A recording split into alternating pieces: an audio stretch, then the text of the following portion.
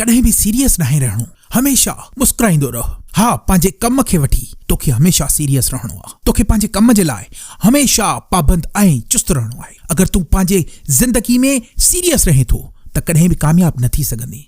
इन जे लाइ बहितर नाहे त तूं पंहिंजी ज़िंदगी खे, जेका जनरल तुंहिंजी ज़िंदगी आहे, आम ज़िंदगी आहे, उन्ही में तूं ख़ुशि रहो, माण्हुनि सां मोहबतूं वंड, ऐं उन खां पोइ तुंहिंजी ज़िंदगी जॾहिं मुकमल तरीक़े सां खुशगवार थी वञे, उन खां पोइ तोखे पंहिंजे कम जे लाइ सीरियस रहणो आहे। तोखे पंहिंजी कामयाबी जे लाइ, तोखे पंहिंजी सक्सेस जे लाइ सीरियस रहणो आहे। पंहिंजे कम खे वठी हमेशा सीरियस रहो ऐं हर रोज़ पंहिंजे कम जे लाइ 2 घंटा 3 घंटा जेतिरो थी सघई वध खां वध प्रैक्टिस कर। ए मुंहिंजा दोस्त, ए मुंहिंजा भाउ, तुंहिंजे अंदर अगर को हुनर मौजूद आहे, का स्किल मौजूद आहे, त उहा तोखे कॾहिं बि कामयाब न कंदी। हे माण्हू कूड़ हणंदा अथई त तुंहिंजे अंदर को हुनर हुजे, तूं कामयाब आ न। तुंहिंजे अंदर कोई हुनर आहे ऐं तोखे उन कम करण जे लाइ चंडराई पैदा थी थिए त कॾहिं बि तूं कामयाब कोन थींदे, कॾहिं बि तूं अॻियां न वधी सघंदे। तोखे पंहिंजे कम खे कामयाब करण जे लाइ हिकु शौक़ु पैदा थिए, हिकु इंट्रस्ट हुजणु लाज़मी आहे। जेको बि कमु करे थो न, उन जे लाइ तोखे इंट्रस्ट हुजे। कंहिं बि कम में अगर तोखे मज़ो तो अची वञे ऐं उन कम खे बिना के मुआवज़े जे तूं करणु घुरे थो, इहो तोखे बहितर लॻंदो। ऐं हिकिड़े ॾींहुं कंसिस्ट रहण खां पोइ तूं इन कम में